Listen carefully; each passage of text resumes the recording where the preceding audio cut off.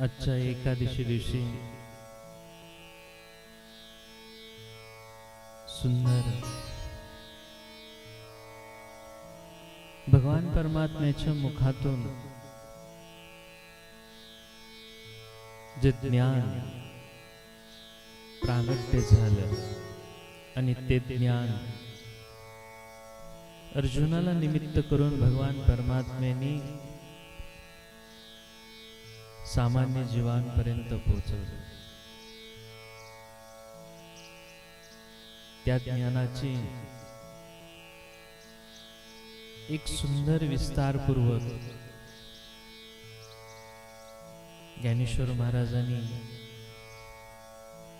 ज्ञानेश्वरीच्या रूपामध्ये लिहिले गेले। ज्याप्रमाणे भगवंताचं स्वरूप सांगितलं की भगवान परमात्म्याचं स्वरूप ज्ञानेश्वरी म्हणजे भगवान परमात्म्याने संतांच्या रूपामध्ये अवतार घेऊन ही सुंदर ज्ञानरूपाची रचना केली। ईश्वराच्या स्वरूपामध्ये ज्ञानरूपाने ईश्वराला प्रागट्य केलं। ज्याप्रमाणे एक मूर्तिकार मूर्ती घडत असतो त्याप्रमाणे त्या मूर्तीतून भगवंताचं प्रागट्य तो मूर्तिकार करत असतो। याप्रमाणे जो मूर्तिकार मूर्तिकाराचं प्रागट्य करतो त्याप्रमाणे संत भगवंताचं ज्ञान स्वरूपामध्ये प्रागट्य केलं जातं। ज्ञानेश्वर महाराजांनी सार्थ ज्ञानेश्वरी हा सुंदर याला नामकरण केलं। ज्ञानेश्वरी भगवंताचे 4 रूप आहेत। पहिलं रूप आहे साकार स्वरूप परमात्मा, परंतु या कलियुगामध्ये भगवान परमात्मा सद्गुरूच्या रूपामध्ये मंत्र रूपामध्ये श्रीमद भागवताच्या रूपामध्ये मंत्र रूपामध्ये भागवत म्हणजे ज्ञान रूपामध्ये जे परमात्मा प्रागट्य होतात त्याला दुसरं नाव ब्रह्मज्ञानी आहे, त्याला तिसरं नाव ज्ञानेश्वरी आहे, चौथं नाव श्रीमद भागवत कथाही आहे। ज्ञानेश्वरी मतलब ज्ञानाने ईश्वर प्रागट्य होतो। कलियुगामध्ये भगवान परमात्म्याला प्रागट्य करणं सहज सोपं आहे। कलियुगामध्ये भगवान परमात्म्याची प्राप्ती करणं सहज सोपं आहे। संत ज्ञानेश्वर महाराजांनी ज्ञानेश्वरीची रचना केली आणि ही ज्ञानेश्वरी आपण अध्ययनच का घेतली। 7 दिवसाची सुंदर कथा राहील ऑनलाईन मध्ये।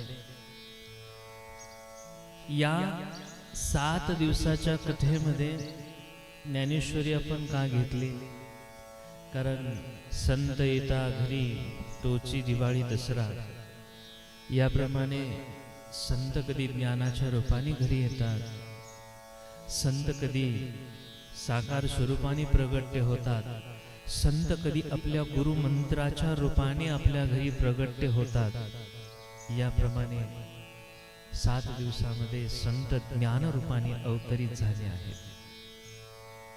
पूज्य साईजींच्या दर्शन कृपा आशीर्वादाने साईजींचे एक अमृतवाणी, साईजींचा एक ब्रह्मसंकल्प, साईजींचा हा मनोभाव, कारण संतांचा भाव असतो जगत कल्याणाचा, संतांचा भाव असतो जगत कल्याणाचा आणि तोच संतांचा भाव जसा जसा प्रागट्य होतो तसा तसा तो ज्ञान रूपाने प्रदर्शित होत असतो। पूज्य साईजी आपल्या तपस्वी जीवनामध्ये काही काळ एकांतामध्ये आहेत आणि याच एकांतामधून जसं दुधामध्ये विरजण टाकलं, दूध विरजलं जाईल आणि त्या दधीला घुसळण केल्यानंतर त्या दह्यावरती जे लोणी येतं, ते लोणी, ते माखन भगवान परमात्मा म्हणतात मला अत्यंत प्रिय आहे. तसं पूज्य साईजींनी आपल्या एकांत वासातल्या तपस्वी जीवनातून काही ज्ञानाच्या रवीने घुसळून करून माखन रूपी 108 श्लोक प्रसाद रूपामध्ये दिले. आणि ज्यावेळेस मी प्रथम पूज्य साईजींना भेटलो, साईजींनी अयोध्येच्या कथेचा आदेश दिला आणि यानंतर एक संत हृदय असतं ना, संत हृदय हे जगताच्या कल्याणासाठीच बनलेलं असतं. जगताचं कल्याण कसं करावं, कुणाच्या मार्फत करावं, कुणाकडून करावं, हे त्यांना माहीत असतं. पूज्य साईजींनी अशी कृपा केली की मला सांगितलं की मी भगवद्गीतेतले 108 श्लोक म्हणजे निवडून 108 श्लोक काढले.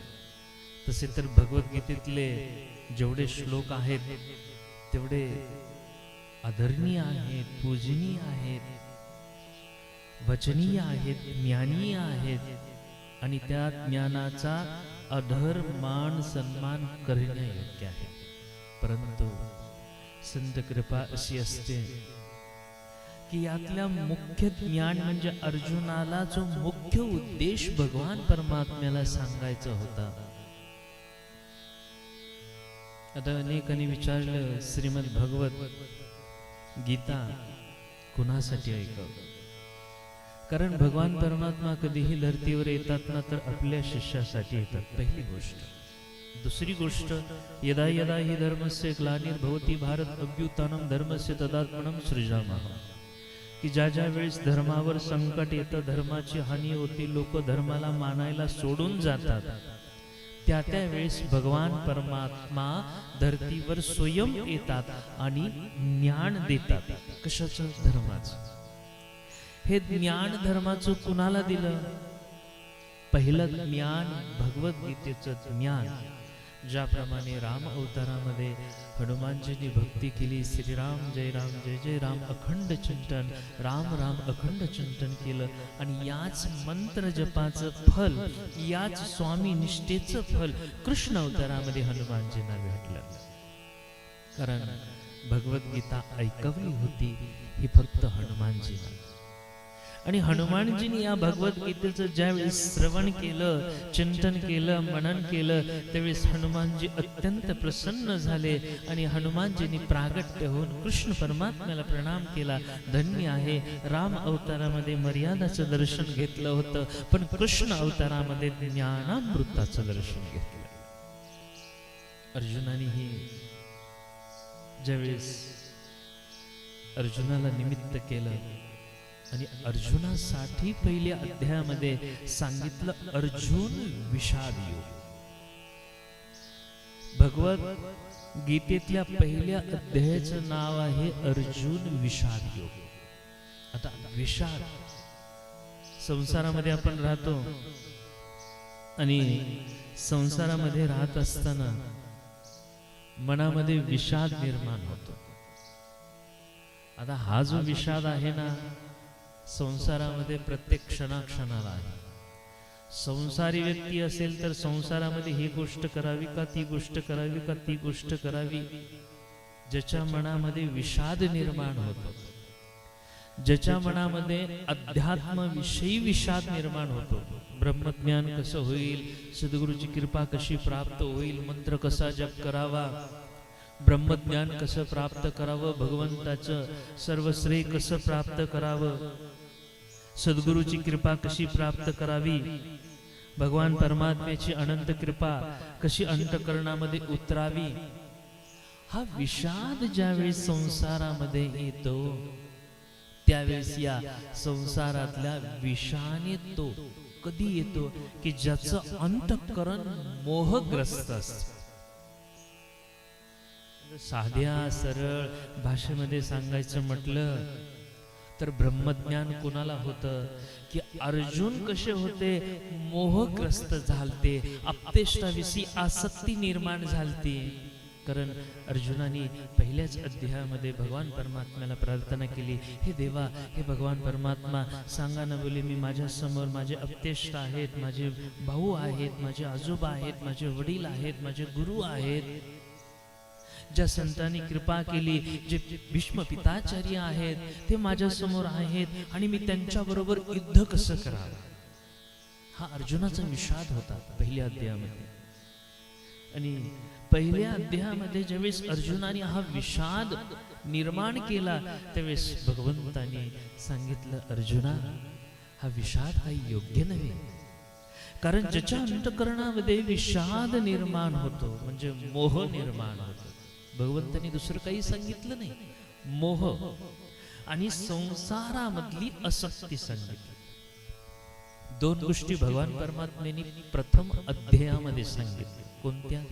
की मोहग्रस्त जो आहे, ज्याप्रमाणे विषारी सर्प ज्याला डसला जातो आणि त्या विषाचा प्रभाव त्याच्या शरीरावरती पडला जातो, तसा संसार रूपी सर्प, विषारी सर्प ज्यावेळेस या अंतःकरणाला डसला जातो, त्याच्या शरीरावरती नव्हे, त्याच्या मनावरती, त्याच्या बुद्धीवरती, त्याच्या कर्मावरती या संसार रूपी विषारी सर्पाचा प्रभाव पडला जातो आणि तो सामान्य जीव मोहग्रस्त होतो. तर अर्जुन मोहग्रस्त झाले.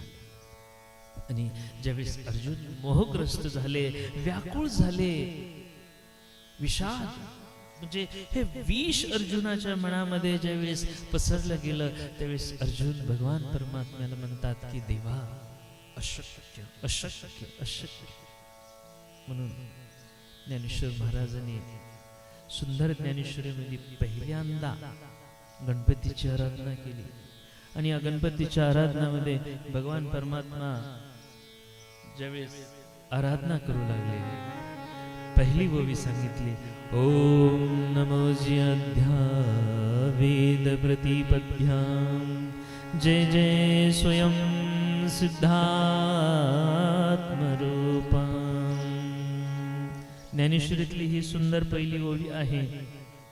ओम नमो जी अध्या वेद प्रतिपद्या जय जय स्वयं विद्या आत्मरूपा.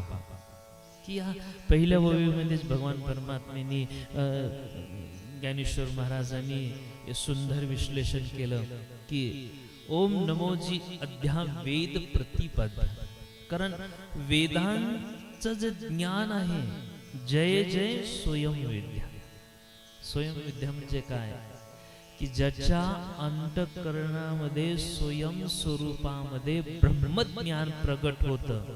जय जय स्वयं विद्या आत्मरूपा, जय जय स्वयं विद्या आत्मरूपा.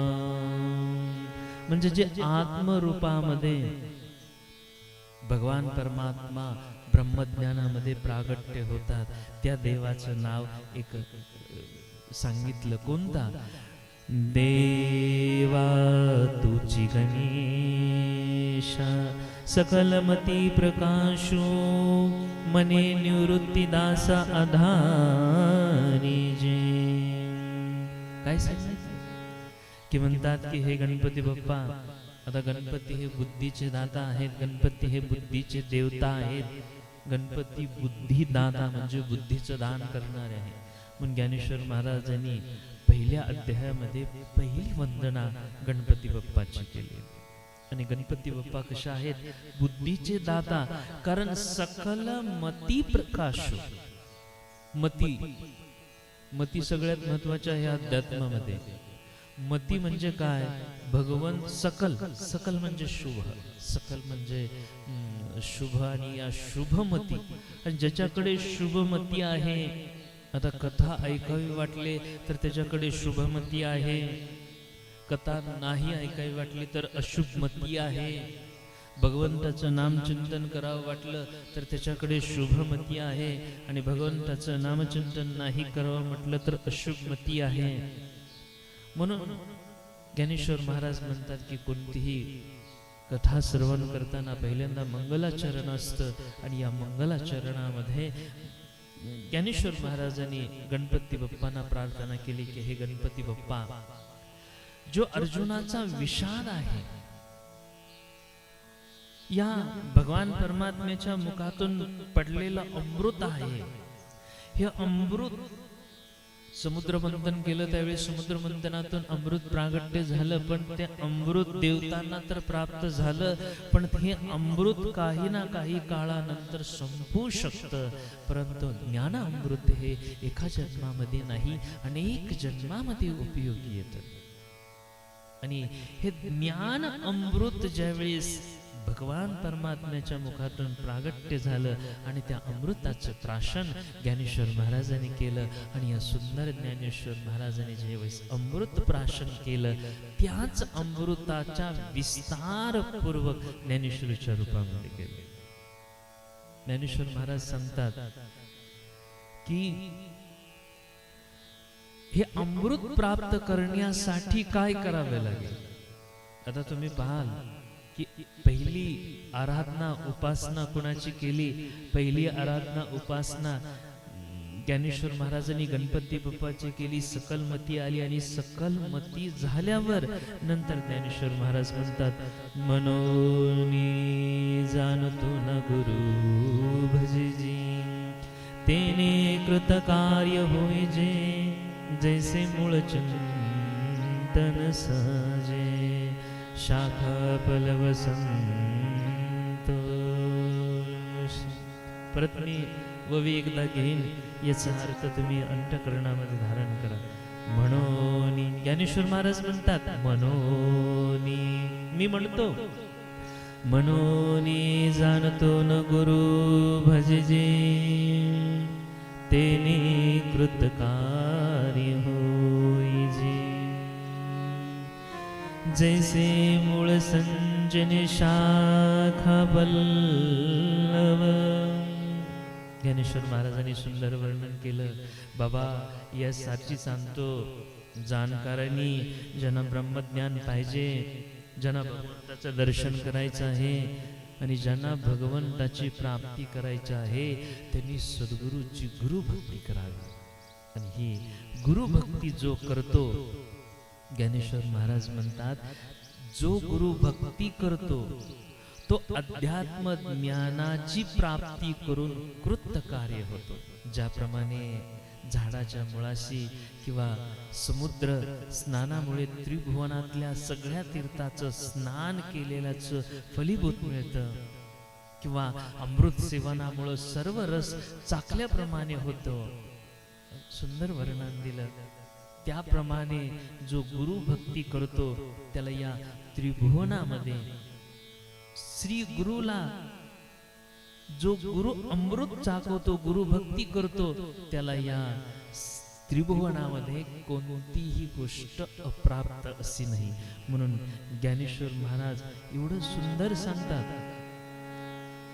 पहिल्या अध्यायातली 26वा गोवी, तैसा फुडत फुडती तोची, मिया अभिवंदला श्री गुरुची, जो अभिलाषित मनोरची पुरवी तो. गुरुभक्ती जो करू लागतो ना, त्याला काय प्राप्त होतं. ते इच्छिते गुरु अमृत लुटावे, सर्वांनी आत्मज्ञान मिळवावे. गुरूंची इच्छा काय आहे. ब्रह्मज्ञान अमृत, हे ब्रह्म अमृत लुटावं, सर्वांना ब्रह्मज्ञान प्राप्त व्हावं, ही सद्गुरूची इच्छा असते. त्याप्रमाणे ज्ञानेश्वर महाराज म्हणतात की सद्गुरूंना शरण गेल्याबरोबर सद्गुरूच्या अंतःकरणातनं संकल्प पुरित होतो आणि त्या संकल्पाने तो शिष्य ब्रह्मज्ञानाच्या मार्गावर चालला जातो. कारण सद्गुरूंची जोपर्यंत भक्ती होत नाही, गुरु भक्ती होत नाही, तोपर्यंत ब्रह्मज्ञानाची प्राप्ती होत नाही. ज्ञानेश्वर महाराजांनी सुंदर सांगितले. गुरुभक्ती, आणि जे गुरुभक्ती करतात त्या गुरुभक्ती नंतर इष्टभक्ती सांगितली मंगलाचरणामध्ये. इष्टभक्ती म्हणजे काय, की ज्या सद्गुरूंनी इष्टदेवतेचं स्मरण करून दिलं, ज्या सद्गुरूंनी इष्टदेवता दाखवल्या, ज्या सद्गुरूंनी मंत्र रूपामध्ये इष्टदेवता दाखवल्या. सद्गुरूंनी कधी कृष्ण मंत्र दिला असेल, कधी शिवमंत्र दिला असेल, आणि त्या मंत्राच्या इष्टदेवता आहेत, त्या इष्टदेवतेला भगवंतांनी स्मरण करा म्हणले. ओम. त्या इष्टदेवतेचं स्मरण करून इष्टदेवतेना ज्यावेळेस प्रणाम करतात, त्यावेळेस या सुंदर गीता रूपी, ब्रह्मज्ञान रूपी, माखन रूपी, नवनीत रूपी अमृत पचलं जातं. म्हणून सांगतात की ही गीता काही सामान्य नाही. भगवान परमात्मा अर्जुनाला ज्यावेळेस ही गीता सांगू लागले, ज्ञानेश्वर महाराज पहिल्या अध्यायामध्ये सांगतात, 69 नंबर ववे, या गीतार्थाची थोरी स्वयं शंभू विवरी, जेते भवानी प्रश्न करी चमत्कारोनी. ही गीता अर्जुनालाच नाही सांगितली, भगवान सांब सदाशिवानी या गीतेचं उच्चारण केलं. आणि ज्यावेळेस या गीतेचं उच्चारण केलं, त्यावेळेस याचं नाव पहिल्यांदा माता पार्वतीला सांगितलं, की जिला भगवत गीता म्हटलं जातं. भगवत म्हणजे काय, की साक्षात भगवंताचं स्वरूप प्रागट्य करणारी गीता, म्हणजे पूर्ण सार अमृत. हे नाव ज्यावेळेस श्रवण केलं, त्यावेळेस भगवान सांब सदाशिव माता पार्वतीला सांगू लागले, हे पार्वती, हे सामान्य नाही, गीतेचे हे स्तुती स्तोत्र आहे. गीतेचे कोणते स्तुती स्तोत्र, आणि यातली मुख्य स्तुती स्तोत्र कोणते आहेत, पूज्य साईजींनी 108 जे श्लोक काढून दिले, त्या श्लोकातली स्तुती स्तोत्र आहे. मग पहिल्यांदा ब्रह्माजींनी ही गीता गायली, भगवान शिवजींनी गीता गायली, सनकादिकांनी गायली. आणि सनकादिक ही गीता तर गायन केली, पण सनकादिक ऋषी म्हणतात, कारण ज्यांना ब्रह्मज्ञान पाहिजे त्यांनी सनत, सनंदन, सनत, सनत कुमार यांचं स्मरण करतात, तर त्यांना ब्रह्मज्ञान प्राप्त होतं. म्हणून सनकादिक ऋषी म्हणतात की ही गीता मी गायन नाही, पठन करतो. श्रवणम पठनम करीतीहि. कोण? सनकादिक ऋषी. सनकादिक ऋषी म्हणतात की हे गायन पठन करण्यासाठी मला एवढं आवडतं की बोले या घ्या, जैसे शरदेचे चंद्रकोळी माझी अमृत कण, ते वेचिते मने मावळे चकोरते, त्या परी श्रोता अनुभवी हे कथा, अति हळुवारपणे चित्ता अनुयाया. ज्ञानेश्वर महाराज काय म्हणतात, जसा हंस पक्ष असतो, दुधामध्ये पाणी ओतलं जातं, आणि या दुधातलं पाणी हंस पक्षी काय करतो, वेगळं वेगळं करतो आणि दुग्धप्राशन करतो. याप्रमाणे ही गीता कशी श्रवण करावी, हळुवारपणे, एकदम अलगद अशी ही गीता श्रवण करावी. आणि या गीतेतलं ज्ञान आपल्या अंतःकरणामध्ये साठवून ठेवावं. आणि जसं जसं या अंतःकरणामध्ये ज्ञान साठवून ठेवतो, त्यावेळेस ज्ञान काय होतं, की जसे जसे गीता श्रवण करू लागलो आणि श्रवण करू लागलो, त्याप्रमाणे माता पार्वती माता भगवान सांब सदाशिवांना काय म्हणतात, या गीतार्थाची थोरी स्वयं शंभू विवरे, जेते भवानी प्रश्न करे चमत्कारोनी. पार्वती मातेला आश्चर्य झालं की हे ज्ञान एवढं सहज सरळ सोपं बोलले ज्ञान आहे. भगवान सांब सदाशिव म्हणतात की हो हो, हे काही सामान्य नाही, हे साक्षात ब्रह्मज्ञान आहे. आणि या ब्रह्मज्ञानाचा उपदेश भगवान परमात्म्यांनी अर्जुनाला निमित्त मात्र करून केला. म्हणून ज्यावेळेस सांगतात की हे ज्ञान कसं आहे, पार्वतीने ज्यावेळेस आश्चर्यचकित होऊन विचारलं, आणि पार्वती माता सांब सदाशिवांना म्हणतात की हे ज्ञान कोणतं आहे. कोणतं ज्ञान सांगितलं, या गीतार्थाची थोरी. या गीतार्थाची थोरी कोणती, आश्चर्यचकाने विचारलं.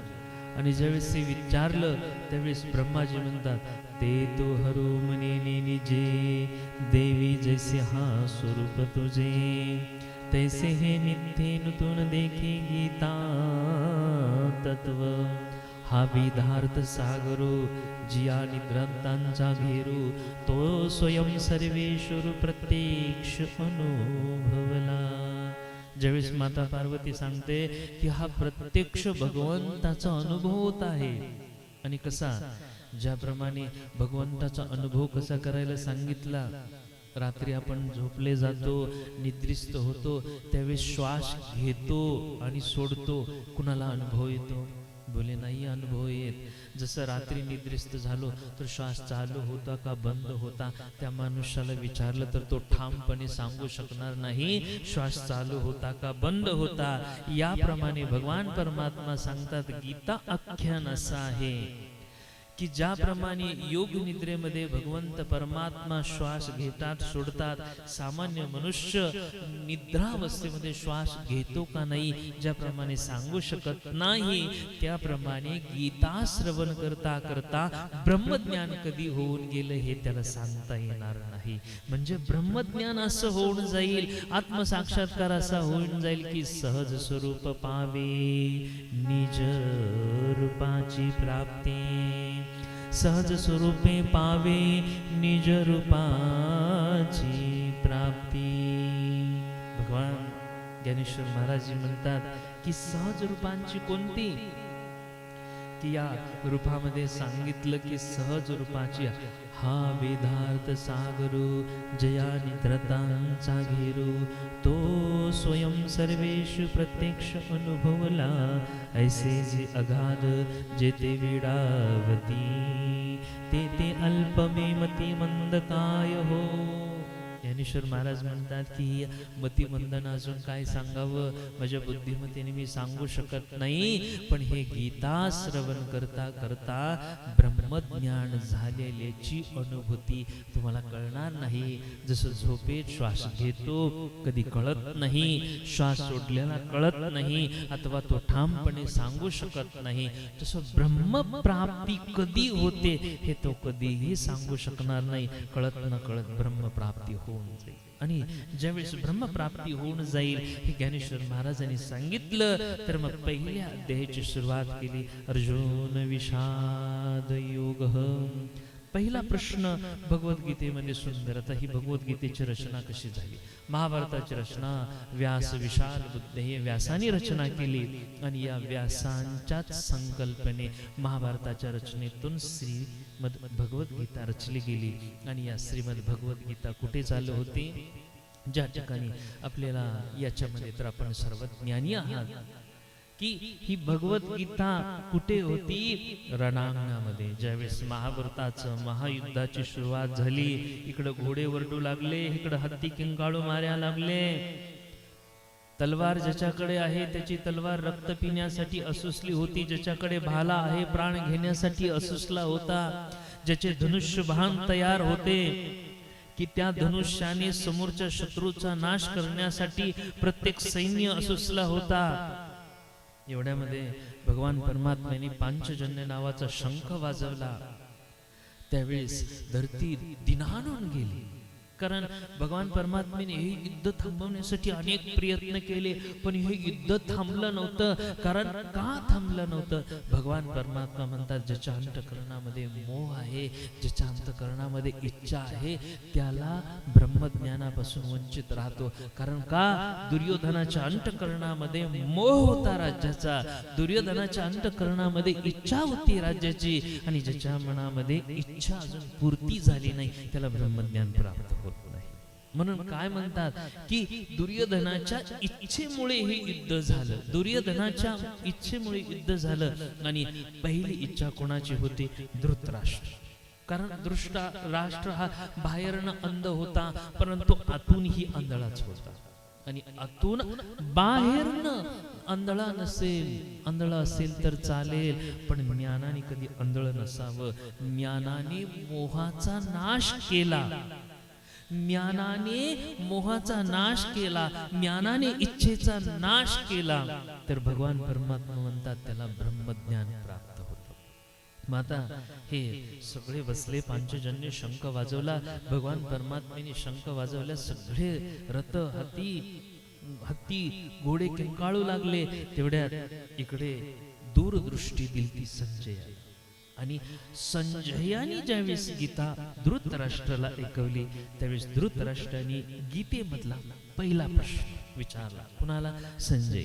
कारण संजय धृतराष्ट्राच्या समोर दूरदर्शन म्हणजे दूरदर्शन करण्याची विद्या संजयाकडे होते.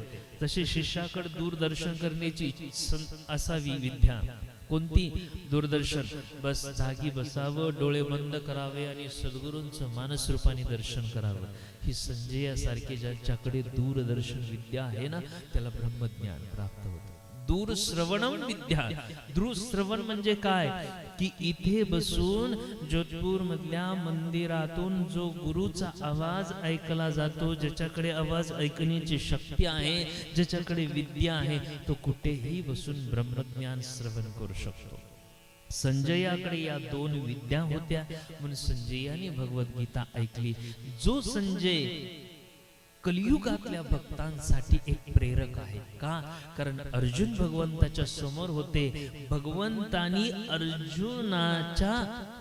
अर्जुनाला निमित्त करून भगवद्गीता ऐकवली.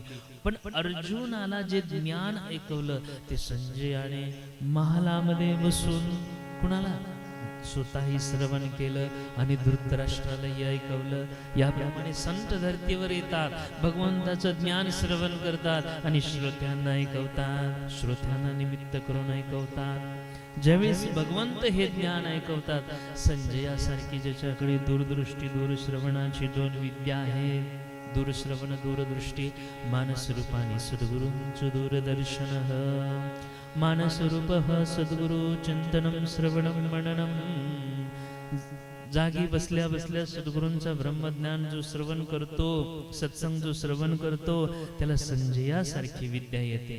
म्हणून धृतराष्ट्र पहिल्यांदा संजयला विचारतात, आता पहा, धृतराष्ट्राप्रमाणे आपण ही संसारामध्ये आंधळे आहोत. आपल्याला ही संसारामध्ये भगवंताचं ज्ञान नाही. ज्यावेळेस भगवंताचं ब्रह्मज्ञान होतं, त्यावेळेस बाहेरचे चर्मचक्षु येतात. ज्यावेळेस भगवंताचं ज्ञान होतं, त्यावेळेस अंतरातल्या ज्ञानचक्षु उघडले जातात. आणि हे ज्ञानचक्षु उघडण्यासाठी धृतराष्ट्र म्हणतात, धृतराष्ट्र उवाच धर्मक्षेत्रे कुरुक्षेत्रे समवेतायुत्सवः मामका पांडवश्च किम कुर्वत संजय. अरे बाबा संजय, या धर्मक्षेत्रावर कुरुक्षेत्रावर जे युद्ध चालू आहे, समवेता मामका पांडवा, माझ्या मुलांनी काय केलं? माझ्या मुलांनी काय केलं? पांडवाच्या मुलांनी, पांडुपुत्रांनी, या पांडवांनी काय केलं? धृतराष्ट्र विचारू लागलं. कारण का विचारू लागले? ज्ञानेश्वर महाराज सांगतात, तरी पुत्र स्नेही मोहितो धृतराष्ट्रे असे पुसतो, मने संजया सांगे मातू, कुरुक्षेत्राची जे धर्मलेय म्हणजे तेथे पांडव आणि माझे गेले असती व्यांजे जाचुनिया, तरी तीही येन तुला अवसरी, काय केजेत असे एरे एरी झाडकारी कथन मज प्रती. धृतराष्ट्र म्हणतो, अरे बाबा संजया मला सांग, कारण का? धृतराष्ट्र मोहग्रस्त झालेले होते, धृतराष्ट्र अंधग्रस्त झालेले होते, आणि जो मोहग्रस्त झाला आहे त्याला संजयाची आवश्यकता आहे. संजय म्हणजे कोण? दूरदर्शनाने सद्गुरूंचं ज्ञान श्रवण करतो, दूर श्रवणाने सद्गुरूंचं ज्ञान श्रवण करतो. अशा संजयाला, संजयाच्या जवळ जो जातो त्याच्या अंतःकरणातले ज्ञान चक्षु उघडले जातात. संजय म्हणतात दुसऱ्या श्लोकामध्ये, आपण मुख्य, आता ही जी कथा आहे ना, मुख्य पूज्य साईजींनी 108 जे श्लोक दिलेत ना, हे 108 श्लोकावरती जास्त विस्तार होईल. परंतु मंगलाचरण आहे, सुरुवात आहे, तर गीतेची मी थोडी सुरुवात केली.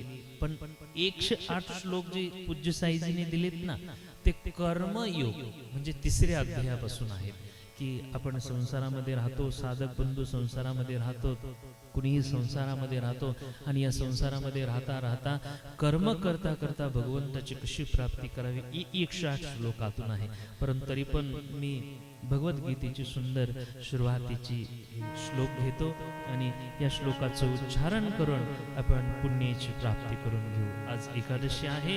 या एकादशीच्या निमित्त ज्ञानेश्वर महाराजांची सुंदर ज्ञानेश्वरी साक्षात विठ्ठल परमात्म्याच्या सानिध्यामध्ये, कृष्ण परमात्म्याच्या सानिध्यामध्ये या सुंदर एकादशी दिवशी सुंदर या गीता कथेची सुरुवात झाली आणि हे 7 दिवस सुंदर आपण घर बसल्या ऑनलाईन कथा श्रवण करू शकणार आहात. आणि या 7 दिवसामध्ये या 108 श्लोकावरती सुंदर वर्णन, ब्रह्मज्ञानाचं वर्णन आपण घरी बसल्या बसल्या श्रवण करणार आहात. दुसरा श्लोक. संजय वाच दृष्ट्वा तु पाण्डवानिकं वेणुधुर्योधनस्तम् आचार्यमपोसंगे राजा वचनवृतम्.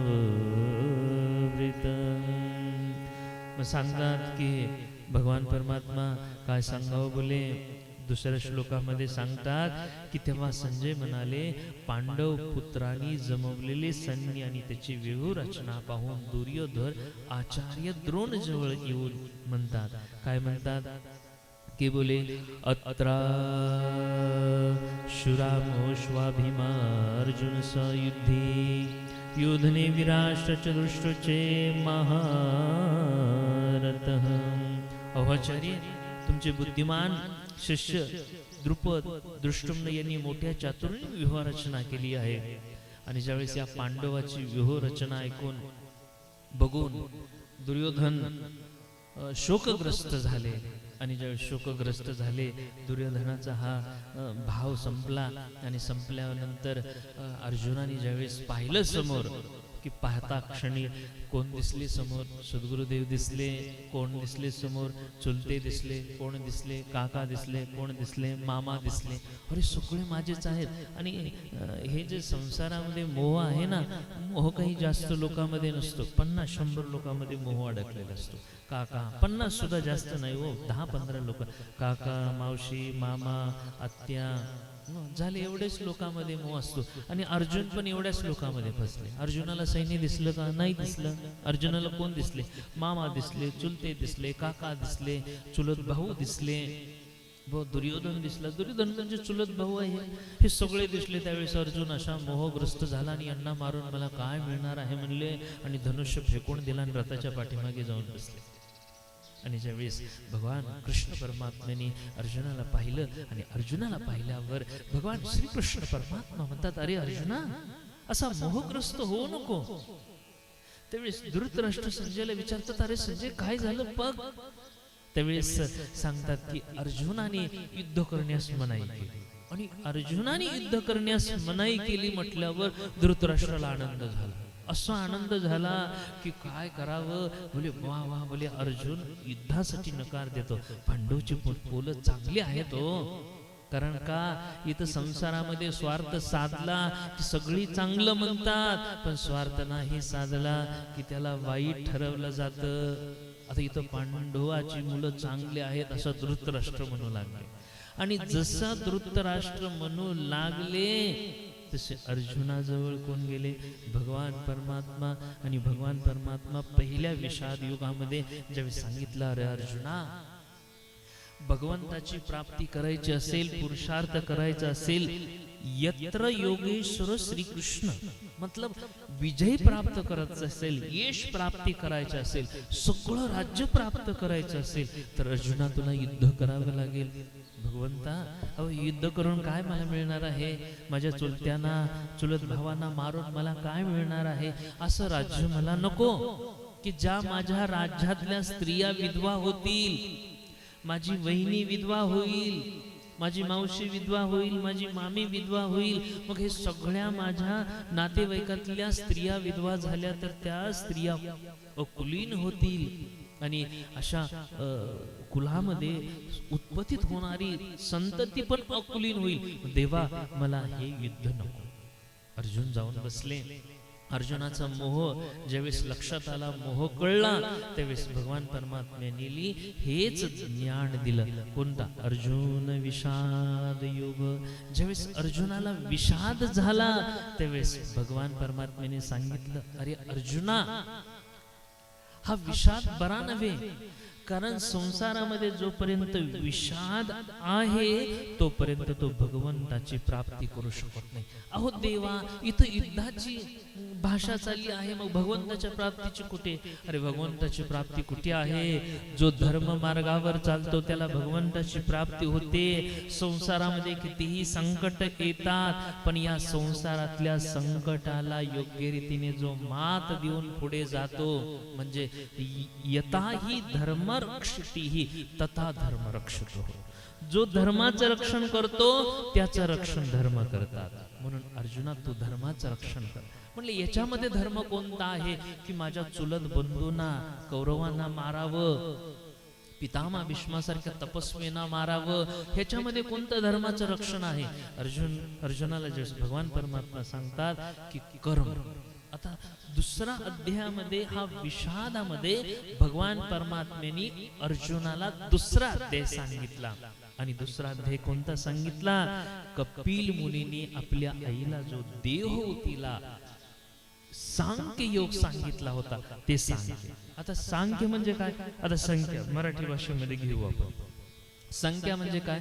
1 + 1 = 2, 1 - 1 = 0. मग अरे बाबा, संसारामध्ये राहतो, आपल्याला नफा किती होतो, तोटा किती होतो यात बघायला पाहिजे ना. तर संसारामध्ये राहतो तर प्रत्येक क्षण ब्रह्मज्ञान, प्रत्येक क्षण सद्गुरूंच्या सेवेमध्ये जातो का आहे ना, हे सांख्ययोग आहे. सांख्ययोग मराठी भाषेमध्ये जर विस्तारपूर्वक वेदांच्या ज्ञानाने पाहिलं तर सांख्ययोग फार मोठा आहे. परंतु सांख्ययोग मराठी भाषेतला सरळ सुटसुटीत आहे तर कोणता? की जो संख्या म्हणजे ज्याला बेरीज आणि वजाबाकी येते तो शाळेतला विद्यार्थी हुशार झाला, आणि ज्याला बेरीज आणि वजाबाकीच येत नाही तो शाळेतला विद्यार्थी होऊ शकत नाही. तसं संसारामध्ये राहतो आणि ज्याला संख्याची बेरीज आली, कोणती? पुण्यकर्माची बेरीज. पुण्यकर्म करता करता जो नामचिंतन करतो आणि नामचिंतन करता करता नामचिंतनातून पुण्याची प्राप्ती होती, याला सांख्य बेरीज झाली, त्याला सांख्ययोग समजला. ज्याने सद्गुरूंच्या शरण जाते, सद्गुरूंना शरण जातो, सद्गुरूंच्या आश्रमामध्ये राहतो, सेवा करतो, त्याला सांख्ययोग कळला. जो मंदिरामध्ये जातो, जो श्रीमद भगवत गीतेची कथा ऐकतो, त्याला सांख्ययोग कळला. अरे अर्जुना, हे सांख्ययोग म्हणजे काय? की तुझे चुलते बंधू इथे नाहीत, इथे कोण आहे? जे धर्माची हानी करणारे पापी व्यक्ती आहेत, आणि या पापी व्यक्तीचा जर नाश केला तर काय होईल? पाप वजा झालं की शिल्लक काय राहतं? 1 - 1 बरोबर बेरीज किती येईल? 0. याप्रमाणे पाप वजा झालं की धर्तीवर काय राहील? पुण्य राहील. धर्तीवर काय राहील? पुण्य राहील. धर्तीवर काय राहील? धर्म राहील. धर्तीवर काय राहील? संतांची ख्याती राहील. धर्तीवर काय राहील? ब्रह्मज्ञान राहील. मग जर 0 बाकी येत असेल तर अर्जुना, हा सांख्ययोग आहे. म्हणून तू मोहग्रस्त होऊ नको, आणि हा मोहग्रस्त असा झाला तर तुला हे सांख्ययोग बिलकुल समजणार नाही. म्हणून अर्जुनाने मोह टाकून दिला, आणि अर्जुनाने मोह टाकून दिल्यावर अर्जुन उठून उभा राहिले, भगवान परमात्म्याला प्रणाम केले, आणि प्रणाम करून भगवान परमात्म्याच्या चरणाजवळ बसले. आणि चरणाजवळ बसून आता योग आता आला कोणता? मग अर्जुन म्हणतात, ठीक आहे भगवंत, मी मोह टाकून दिला, माझ्या मामा मावशी काका सगळ्यांचा मोह टाकून दिला, कौरवांचा मोह सोडून दिला. पण कौरवांचा मोह सोडून दिल्यावर आता भगवान परमात्मा तुम्हीच सांगा, आता मी काय करावं? आता याच्या नंतर काय करावं? अर्जुनाला ज्यावेळेस भगवान परमात्म्याने सांगितलं, रे अर्जुना, भले पहिला श्रीमद 3ऱ्या अध्यायातल्या पहिल्या 3 नंबरच्या श्लोकामध्ये भगवान परमात्म्याने सांगितलं, आणि हाच श्लोक पूज्य साईजींच्या अंतःकरणातून 160 श्लोकापैकी पहिला श्लोक आहे. आणि हा एवढा सुंदर श्लोक आहे की हे श्लोक श्रवण केल्यानंतर तुम्हा सगळ्यांना वाटेल, अरे आमच्या पण अंतःकरणामध्ये हाच प्रश्न होता. ब्रह्मज्ञानाचा प्रश्न असो, संसारातला प्रश्न असो, कोणताही प्रश्न असो, हाच प्रश्न होता. म्हणून श्री भगवान वाच. कारण का, ज्यावेळेस भगवान परमात्म्याजवळ अर्जुन गेले, अर्जुनाचा मोह ज्यावेळेस नष्ट झाला आणि भगवान परमात्म्याला सांगतात, देवा बस तुम्ही जे सांगाल ते मी करायला तयार आहे. मग काय सांगा. मग भगवंताच्या मुखातून पहिलं अमृत पडलं, तेच अमृत पूज्य साईजींनी झेललं आणि तेच अमृत 108 श्लोकातल्या पहिल्या श्लोकामध्ये दिलं. पहिल्या श्लोकामध्ये ज्यावेळेस भगवान परमात्म्याने हे अमृत दिलं आणि श्री भगवान वाच. लोकास्मिनाद्विधा निष्ठा पुरा प्रोक्त माया ज्ञानयोगेन सांख्येन कर्मयोगिना योगिना. सुंदर या कथेतला पहिला श्लोक आहे. आजच्या कथेमध्ये मला 108 श्लोक परिपूर्ण करायचे आहेत आणि 7 दिवसाची मला कथा घ्यायची इच्छा आहे. पण याच्यावर आपली कथा संपली की ज्यावेळेस अजून एकांत असेल त्याच्यावर अजून विस्तारपूर्वक कथा होईल. पण या 108 श्लोकाची मला कथा पूर्ण करायची आहे. पहिल्या श्लोकाचं अजून एकदा उच्चारण करो, श्रवण करा आणि तुमच्याकडे भगवद्गीता असेल तर घरी बसून भगवद्गीतेतला 3ऱ्या अध्यायातला 3रा श्लोक ओपन करा आणि 3रा श्लोक ज्यावेळेस उघडाल माझ्याबरोबर परत एकदा उच्चारण करा. ज्यावेळेस हे उच्चारण होईल त्यावेळेस पुण्याची प्राप्ती होईल. कारण हा श्लोक एकाकडे नाही, सद्गुरू पूज्य साईजींच्या मुखातून आणि भगवान परमात्म्याच्या मुखातून हे ज्ञानामृत बाहेर आलेलं आहे. लोकास्मिनाद्विधा निष्ठा पुरा प्रोक्त माया नघ ज्ञानयोगेन सांख्येनं कर्मयोगीन योगिना. ज्यावेळेस अर्जुनाने सांगितलं, देवा काय करावं, काही नाही. देव म्हणले, चिंता करू नको. काय काय. श्री भगवान परमात्मा म्हणतात, हे निष्पाप, या जगामध्ये 2 प्रकारची निष्ठा असते. आता ब्रह्मज्ञानामध्ये पहिली सांगितली 2 प्रकारची निष्ठा असते. कारण ही 2 प्रकारची निष्ठा ज्याच्याकडे आहे तो सद्गुरूच्या द्वारे टिकला जातो. ज्याच्याकडे ही 2 प्रकारची निष्ठा आहे तोच ब्रह्मज्ञान प्राप्त करू शकतो. ज्याच्याकडे ही 2 प्रकारची निष्ठा आहे जगातलं सर्वस्व मोठं ब्रह्मज्ञान प्राप्त करू शकतो. कोणती? माझ्याकडून पूर्वी सांगितलेली गेली आहे त्यातली सांख्य योगाची निष्ठा. कोणती सांगितली? सांख्य योगामध्ये निष्ठा सांगितली. निष्ठा ज्ञान योगा व योग्यांची निष्ठा कर्म योगा, हे 2 सांगितले. ज्ञान निष्ठा कोणती? भगवान परमात्म्याने सांगितलं ज्ञान निष्ठा कोणती की बोले ज्ञान योगेन सांख्यानाम कर्मयोगीन योगिना. ज्ञान आणि कर्म हे 2 निष्ठा सांगितल्या भगवान परमात्म्याने. आता ज्ञानाची निष्ठा कोणती? जप करू लागलो, हातामध्ये माळ आहे आणि या माळेतला एक एक मंत्र जसा प्रागट्य झाला, मंत्र प्रागट्य होताना मंत्र नाही, हे साक्षात भगवंत प्रागट्य होत आहे, ही ज्ञानातली निष्ठा आहे. आणि ज्या क्षणाला ही ज्ञानातली निष्ठा येते, मंत्र हे साक्षात परमात्मा आहेत, त्या क्षणाला कर्म म्हणजे कर्मयोग चालू आहे. कर्मयोग कोणता? हातामध्ये माळ घेतली, एक एक मनी जप करू लागलो, ही कर्मयोग झाला. आणि त्याच्या अगोदर कर्मयोग करण्याच्या अगोदर म्हणजे काय? माळ हातामध्ये घेण्याच्या अगोदर आता मला भगवंताची प्राप्ती होणार, भगवान परमात्मा माझ्या समोर आता प्रागट्य होणार, हे ज्ञान आहे. कोणत्या रूपामध्ये? मंत्र रूपामध्ये. आता माळ घेतली, एक मनका सरकवला आणि एक मनका सरकवल्याबरोबर मंत्राला श्री हरी, काही मंत्र असू द्या तुमचा गुरुमंत्र, हरि ओम, ओम नमो भगवते वासुदेवाय, ओम नमो भगवते वासुदेवाय. आता ओम नमो भगवते वासुदेवाय ही म्हणण्याचं माझं कर्म झालं आणि त्या कर्माबरोबर निष्ठा कशाची?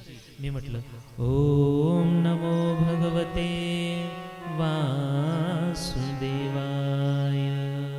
ही कर्म झालं. आणि या कर्मामधून ओम नमो भगवते वासुदेवाय हे मंत्र जप झाले तर कोण भगवान परमात्मा प्रागट झाले, हे ज्ञानाची निष्ठा आहे. सद्गुरूंच्या मुखातून जे ब्रह्मज्ञान श्रवण केलं त्याची निष्ठा जोडली म्हणजे मंत्र सद्गुरू. आता सद्गुरूंची निष्ठा, भगवंतांनी निष्ठा. आता निष्ठा म्हटलं ना याच्यात भरपूर काही येतं. निष्ठा म्हटलं ना बोले देवाचं दर्शन झालं नाही, मग सद्गुरूंच्या समोर जातो आणि म्हणतो गुरुर ब्रह्मा गुरुर विष्णू गुरुर्देव महेश्वरा गुरुर साक्षात परब्रह्म तस्मै श्री गुरवे नमः. आता अर्जुनाला सांगितलं अर्जुना, आणि सद्गुरूंच्या समोर गेले, गुरुर ब्रह्मा गुरुर विष्णू गुरुदेव महेश्वरा म्हटले.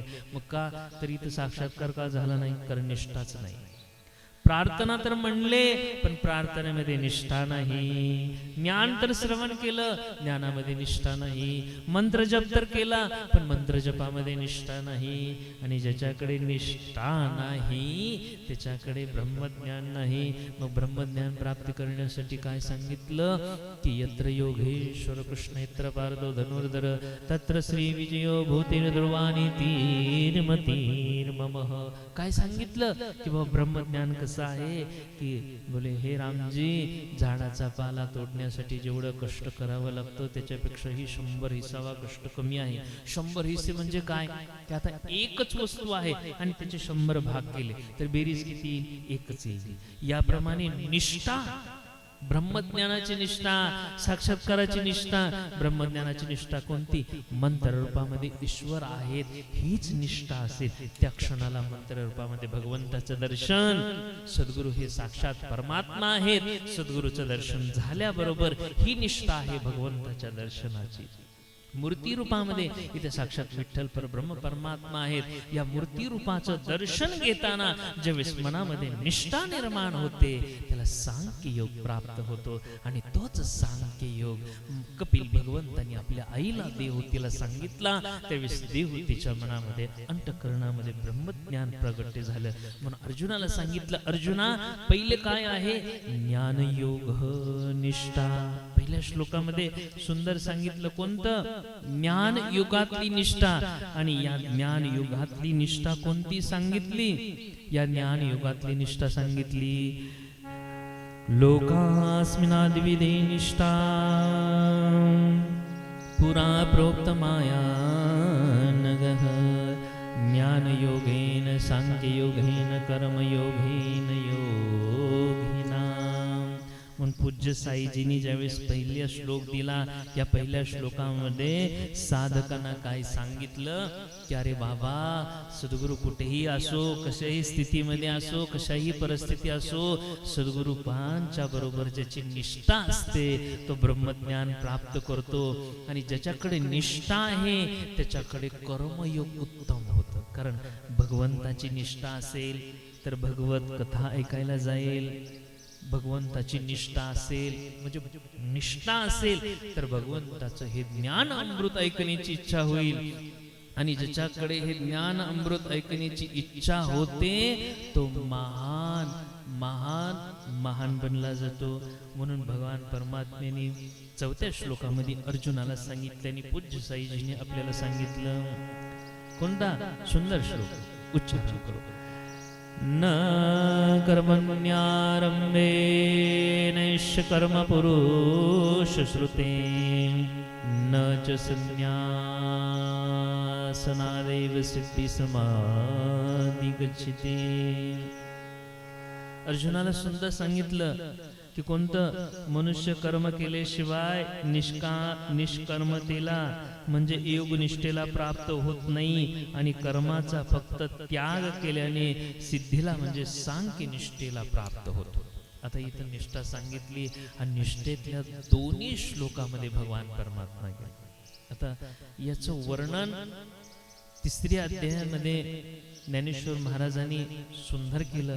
याच्या 3ऱ्या अध्यायामध्ये कर्मयोग अध्यायामध्ये काय वर्णन केलं आपण थोडंसं पाहू की या 3ऱ्या अध्यायामध्ये भगवान परमात्म्याने कर्मगती सांगितली. आणि कर्मगतीमध्ये सांगितलं कोणती कर्मगती सांगितली की या कर्मगतीमध्ये तिसऱ्या श्लोकामध्ये भगवान परमात्मा म्हणतात की बोले अर्जुना, हा गूढ भाषेमध्ये सांगितलं, गूढ भाषेमध्ये याचं सुंदर वर्णन आहे आणि या सुंदर वर्णनामध्ये कर्मयोगाची ख्याती सांगितली। ही सुंदर कथा आहे। आज पहिला दिवस होता म्हणून पहिल्या दिवसामध्ये अर्जुनाचा विषाद, भगवंताचा सांख्ययोग आणि भगवंतानी पहिल्या श्लोकामध्ये तिसऱ्या अध्यायातल्या तिसऱ्या श्लोकामध्ये सांगितलं की कोणती, की तिसऱ्या श्लोकामध्ये सांगितलं की तिसऱ्या श्लोकामध्ये निष्ठा कशी असते याचं निष्ठेचं वर्णन सुंदर ज्ञानेश्वरीच्या रूपामध्ये आपण उद्याच्याला पाहू। आजची कथा झालेली सगळी सेवा भगवान परमात्म्याच्या चरणी अर्पण आणि आपल्यासारख्या महान श्रोत्यांच्या चरणी अर्पण। ही सेवा नित्य नित्य होत राहो। उद्यापासून विठ्ठल भगवंताच्या कृपेने, कृष्ण परमात्म्याच्या कृपेने, सद्गुरूंच्या कृपेने आणि पूज्य साईजींच्या कृपेने ही 7 दिवसांची कथा होणार आहे। या 7 दिवसांच्या कथेमध्ये सुंदर ज्ञानेश्वरीवरती निरूपण आणि या सुंदर ज्ञानेश्वरीवरचे निरूपण करता करता सुंदर ब्रह्मज्ञानाचं निरूपण।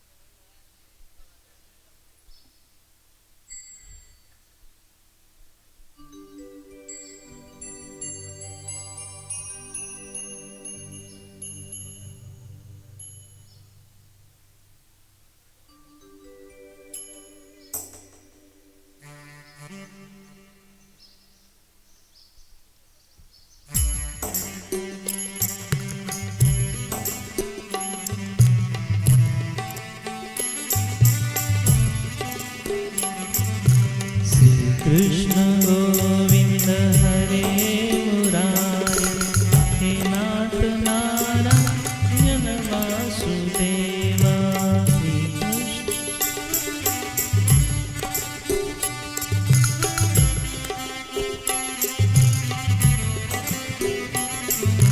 श्री कृष्ण गोविंद हरे मुरारी, हे नाथ नारायण वासुदेवा।